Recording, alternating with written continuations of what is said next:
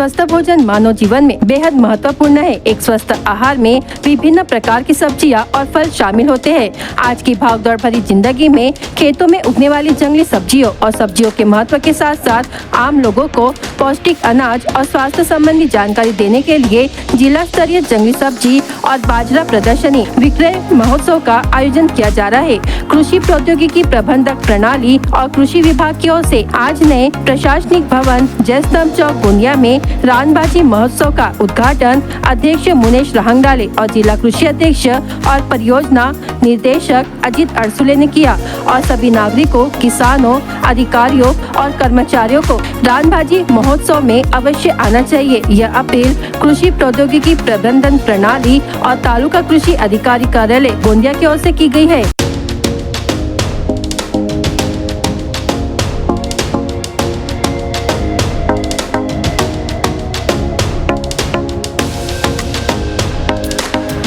नऊ ते 15 ऑगस्ट या दरम्यान आपण आपल्या जिल्ह्यामध्ये कृषी विभागाच्या माध्यमातून रानबाजी महोत्सव आपण साजरा करतो आणि त्या अनुषंगाने आज आपल्या या प्रशासकीय इमारतीमध्ये आज जिल्हास्तरीय रानबाजी महोत्सव इथे आपण आयोजित केलेला आहे आणि यामध्ये आपल्या जिल्ह्यातील महिला भगिनी जे आहेत त्यांच्या माध्यमातून बचत गटाच्या माध्यमातून जवळपास 130 स्टॉल त्यांनी लावलेले आहेत आणि विशेष म्हणजे आपल्या रानातील त्यांनी वेगवेगळ्या प्रकारच्या ज्या पालेभाज्या आहेत, कंदमुळे आहेत, त्यांनी ते संग्रहित करून इथे आणलेलं आहे आणि या अनुषंगाने आपल्या देशातील आज अनेक प्रकारची जी संपत्ती आहे त्याचे जे प्रदर्शन इथे आपल्याला पाहायला मिळते आणि आजच्या या युगामध्ये रानभाजीचं महत्त्व फार महत्त्वपूर्ण आहे, कारण की आजची जी संस्कृती आहे, आजचा युग आहे ते धावपळीचा युग झालेला आहे आणि आजच्या या संस्कृतीमध्ये आजचे जे लोक आहेत फास्ट फूडचा जास्त वापर करतात, परंतु त्याचं अनेक प्रकारचे दुष्परिणाम आपल्याला पाहायला मिळतात। परंतु रानभाजी हे 100% सकस आहार आहे आणि त्यामुळे आपल्या शरीरामध्ये अनेक प्रकारचे जीवनसत्व मिळतात। तरी या रान महोत्सवाच्या सर्वांना मी शुभेच्छा देतो। धन्यवाद। प्रोजेक्ट तसेच कृषी विभाग यांच्या संयुक्त विद्यमानाने जे जिल्हास्तरीय रानबाजी महोत्सव या ठिकाणी आज या ठिकाणी आयोजित केला आहे, त्यामध्ये मोठ्या प्रमाणात ज्या महिला मंडळ आहेत, ज्या बचत गटाच्या महिला आहेत यांच्याद्वारे स्टॉलचं आयोजन केलेलं आहे। जवळपास 100पेक्षा जास्त वेगवेगळ्या प्रकारच्या रानभाज्यांचा आज या ठिकाणी म्हणजे आपल्याला लाभ घेता येत आहे गोंदियावासियांना।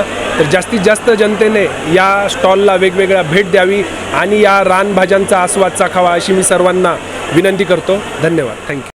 आज आपण या प्रशासकीय इमारतीमध्ये जिल्हास्तरीय रानभाजी महोत्सवाचं आयोजन केलेलं आहोत। या रानभाजी महोत्सवामध्ये जवळपास 100 ते 125 स्टॉलधारक आलेले आहेत।